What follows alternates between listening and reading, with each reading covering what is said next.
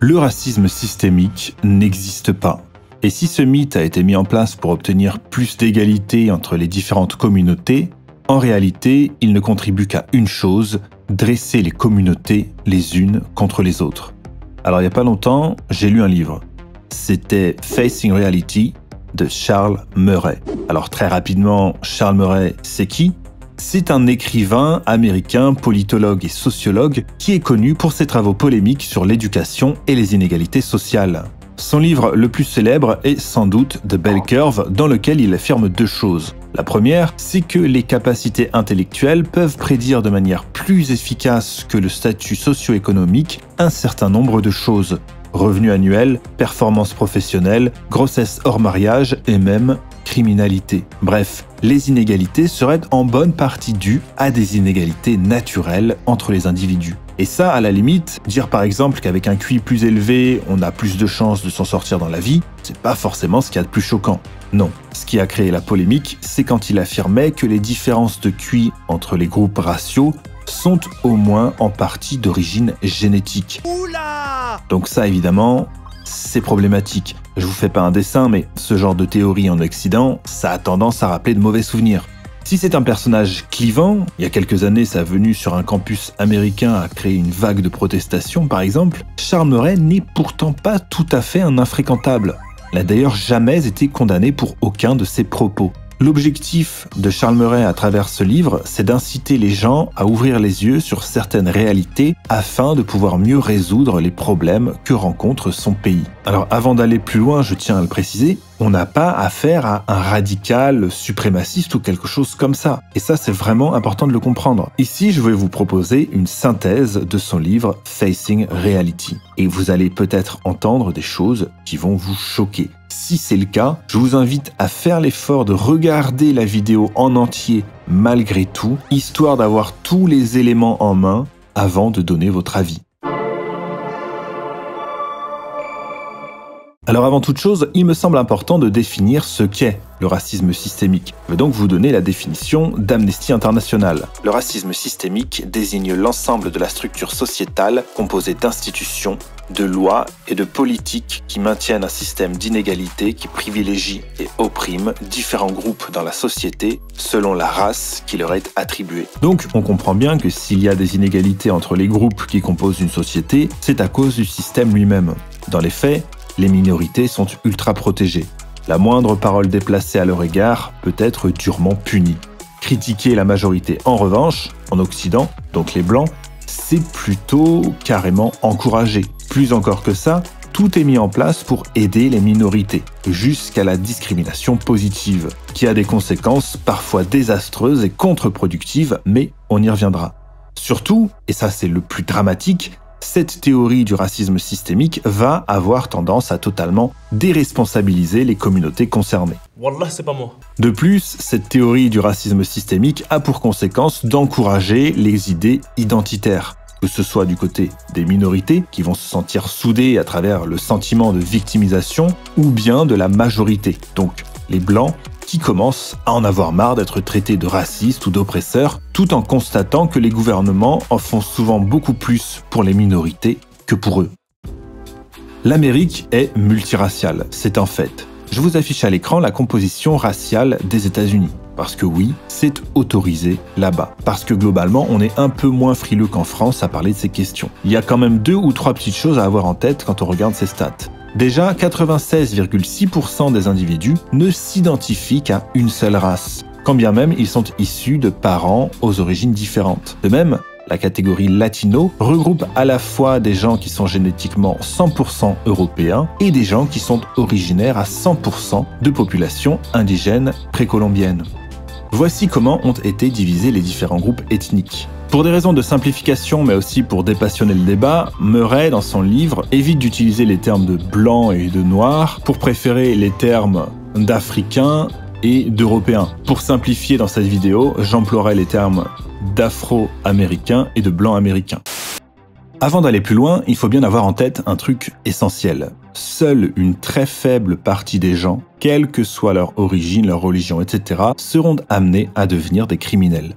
Ça, c'est la bonne nouvelle. La mauvaise, c'est que les taux de criminalité sont variables d'un groupe à un autre. Parmi les raisons les plus fréquemment citées, on retrouve l'héritage de l'esclavage, les effets de la pauvreté, l'absence de pères très fréquente dans certaines communautés, ou encore el famoso racisme systémique. Alors l'argument qu'on entend souvent, c'est que la police arrêterait plus souvent les Afro-Américains ou les Latino-Américains. La vérité qui fâche, c'est simplement que si les Noirs américains subissent plus d'arrestations violentes, c'est parce qu'ils commettent, en moyenne, plus de crimes. De plus, de nombreuses vies afro-américaines ont été fauchées par la violence, mais sur les 1906 Africains tués dans la base de données des fusillades de New York et dont la race de l'auteur est connue, 89% ont été tués par des Africains. 10% ont été tués par des Latins, seulement 0,6% ont été tués par des Européens. Jetez un œil à ce petit tableau.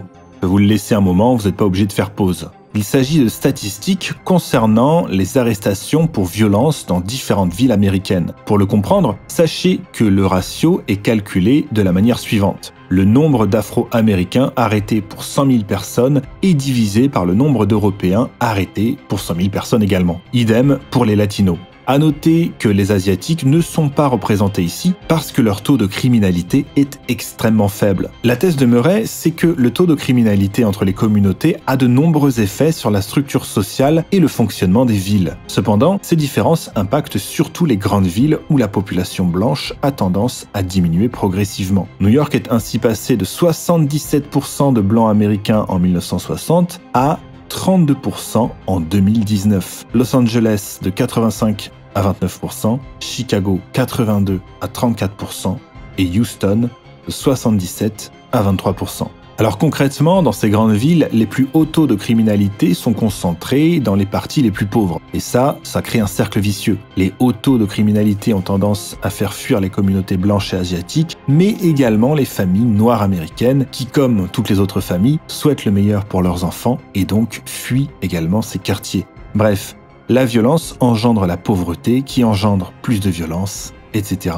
Et la seule solution pour stimuler l'économie de ces quartiers où le taux de crime est élevé, c'est la gentrification, c'est-à-dire l'embourgeoisement des quartiers populaires. Mais en général, peu prennent le risque de s'implanter dans ces quartiers pour y vivre ou faire du commerce, malgré les prix très bas de l'immobilier. S'ils prennent des mesures contre les voleurs, ils risquent d'être accusés de racisme et de subir des pressions financières sous la menace de poursuites judiciaires. Les mesures prises pour empêcher les vols à l'étalage peuvent également exposer les employés à des confrontations violentes. C'est une situation sans issue. L'ouverture d'un magasin dans un quartier minoritaire d'une grande ville n'est souvent pas rationnelle d'un point de vue économique. Et le racisme n'a rien à voir avec la décision de ne pas s'y implanter. Mais le plus gros problème de ces quartiers, c'est que les mauvaises analyses qui sont faites, pour des raisons idéologiques, ont des conséquences désastreuses. On va considérer que le durcissement des lois contre les drogues, l'emprisonnement ou encore la police sont le véritable problème. Et ces fausses solutions ont tendance à aggraver les problèmes plutôt qu'à les résoudre, sans parler du fait qu'énormément d'argent est injecté dans ces quartiers. Dans les petites villes américaines, en revanche, la cohabitation entre les différentes communautés se passe beaucoup mieux. Les gens fréquentent les mêmes magasins, les mêmes hôpitaux et surtout les mêmes écoles. Parce qu'en général, dans ce genre de petites villes, il n'y a qu'un seul lycée. Les gens sont donc plus habitués à vivre ensemble et sont moins enfermés dans des communautés. La moyenne des crimes violents y est de 126 pour 100 000 habitants.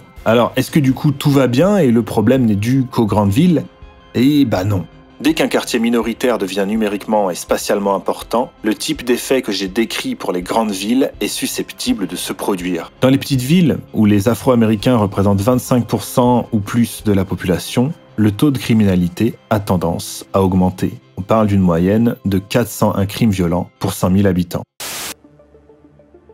Bon, et là on en arrive au moment de la vidéo où ça commence à devenir vraiment problématique. La question du QI. Le QI désigne l'agilité mentale qui permet à certaines personnes de rassembler des éléments d'information disparates, puis d'inférer et de déduire à partir de ces informations mieux que d'autres. La qualité mesurée par les tests de QI aide les gens à comprendre les choses, tant dans le domaine professionnel que dans la vie de tous les jours. Les détracteurs du QI, qui le sont souvent pour des raisons plus morales que scientifiques d'ailleurs, vous diront que la capacité cognitive est trop complexe pour être représentée par un simple nombre, qu'il y a différents types d'intelligence, etc. Tu peux pas le comprendre. Bon, oui, le QI, c'est une mesure imparfaite, mais qui a prouvé son efficacité. Et c'est d'ailleurs précisément parce que c'est une mesure efficace qu'il est aussi massivement utilisé. Les tests ont aujourd'hui indiqué des moyennes et des répartitions différentes des capacités cognitives entre les races. De nombreuses personnes considèrent aujourd'hui que c'est inacceptable, tellement inacceptable que cela ne peut pas être vrai. Et si je vous disais que c'est problématique, c'est parce que si je vous montre un tableau comme celui-là, c'est littéralement un classement. Et ce type de classement, de hiérarchie, c'est ce qui a mené à certaines des pires carabistouilles de l'histoire de l'humanité. La seule bonne nouvelle là-dedans, c'est qu'au moins, les Blancs ne sont pas premiers. Donc on respire un peu. Mais très honnêtement, je comprends que ça dérange, parce que moi-même, ça me dérange. Mais vous allez le voir, ce que Murray préconise, c'est justement de ne pas hiérarchiser. Et la solution pour ça, ce serait de traiter les individus comme des individus et non pas comme les membres d'un groupe. Mais ça, on y reviendra plus tard. Alors, pour rappel, on parle de moyennes. Ce sont des moyennes. Évidemment qu'il peut y avoir des génies dans toutes les communautés. Toujours est-il que le QI, c'est en grande partie hérité. L'éducation, l'entraînement de ses capacités cognitives, etc., ça peut avoir une influence, mais c'est limité. On ne passe pas de 80 de QI à 150, même avec tous les efforts du monde. C'est comme ça, c'est cruel, c'est la triste condition humaine. Alors peut-être que la science parviendra un jour à corriger cette inégalité naturelle entre les individus, mais on n'en est pas là. Bon, et d'ailleurs ces chiffres, ils se basent sur quoi ? En 1960, l'Office américain de l'éducation a lancé un projet connu sous le nom de Projet Talent, qui se voulait être le premier inventaire national des talents humains planifié de manière scientifique. Établir une différence moyenne de QI entre les races, ce n'était absolument pas le projet. Pourtant, en analysant les données, on a pu s'apercevoir d'une différence de 19 à 23 points sur les tests de QI. Et on parle d'un échantillon de 440 000 lycéens quand même. En 1964, l'Office de l'éducation lance le Coleman Project. On parle ici d'un échantillon de 645 000 étudiants issus de 4 000 écoles. La différence entre descendants d'Européens et descendants d'Africains était de 15 points pour les élèves de 3e et de 18 points en moyenne pour les élèves de terminale. Et la conclusion du rapport Coleman est effrayante d'ailleurs. La qualité de l'école n'a quasiment aucun rôle sur les performances de l'élève. C'était une hérésie. Le but de l'enquête était de prouver que le manque d'éducation était responsable des problèmes des étudiants afro-américains et qu'une meilleure éducation serait la solution. Or, le rapport Coleman a révélé que les facteurs les plus importants étaient les aspects liés au milieu familial de l'élève. En 2001, sous George Bush, est lancé le programme No Child Left Behind. Et malgré des efforts colossaux, les scores des jeunes afro-américains ne décollent pas. Bref, il y a des différences flagrantes aux résultats des tests de QI, mais aussi aux tests d'entrée des universités ou des tests dits standardisés. Pour expliquer ces différences de niveau, les activistes ont plusieurs hypothèses. Les tests ne sont pas adaptés à des gens qui subissent l'oppression systémique, ils sont biaisés en faveur des Européens et des Asiatiques, les populations pauvres et marginalisées ne peuvent pas répondre aux questions correctement parce qu'elles n'ont pas les connaissances ou le vocabulaire pour la simple et bonne raison qu'elles n'y ont jamais été exposées. Et il y a aussi l'idée que les minorités ne trouveraient pas la motivation de travailler dur pour réussir ces tests parce qu'ils seraient le reflet évident des valeurs de la société blanche. Je ne commenterai aucun de ces arguments, je vous laisse en penser ce que vous voulez. Les activistes affirment que les tests sont sans valeur, des produits du privilège blanc conçus pour perpétuer le privilège blanc. Dans leur esprit, l'existence de résultats moyens inférieurs pour les Africains et les Latinos est en soi une preuve irréfutable de biais, car tout le monde sait qu'il n'y a pas de différence raciale en matière d'intelligence. Maintenant, quand on a dit ça, on n'a rien dit. Pour Charles Murray, qui est quelqu'un de relativement nuancé, il n'y a pas de projet de séparation, de ségrégation ou de je ne sais quoi. Pour lui, ces informations qui concernent les différences de QI en moyenne, on le rappelle encore une fois au cas où, bref, ces informations sur le QI doivent être utilisées pour penser des solutions au niveau sociétal. S'obstiner à dire qu'on est tous les mêmes, qu'on est tous égaux, etc., ça pousse à créer des mythes destructeurs comme le racisme systémique ou le privilège blanc, qui ne sont, pour Charles Murray, que des stratégies qui permettent d'éviter de voir la vérité en face. Alors concrètement, quelles conséquences ça a, tout ça au niveau de la société ? Déjà, sur le marché du travail, les différences cognitives peuvent se ressentir.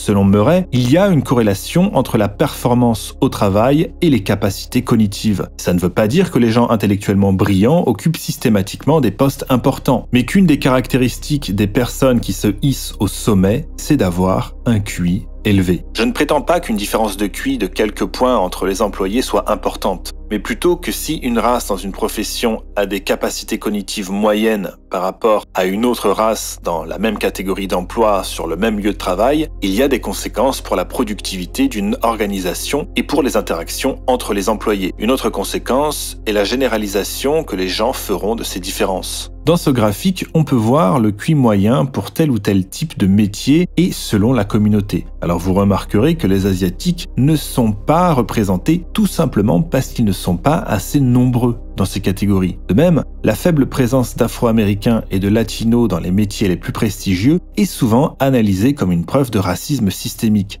Or, cette différence peut s'expliquer par des raisons statistiques. Les Asiatiques, par exemple, sont statistiquement beaucoup plus susceptibles de dépasser les 135 de QI. Ils sont donc extrêmement représentés dans les métiers les plus valorisés, alors qu'ils ne représentent pourtant qu'une faible partie de la population. Et évidemment, cette disparité n'est pas due à un racisme systémique. Ou alors il faudrait parler de privilèges asiatiques. Les différences raciales dans les mesures de performance au travail sont proportionnelles aux différences de capacités cognitives. Je pense qu'il est juste de conclure que le marché du travail américain est effectivement biaisé sur le plan racial. Un observateur détaché pourrait même parler de racisme systémique. Les marchés du travail américains pratiquent une discrimination systémique en faveur des minorités raciales autres que les Asiatiques.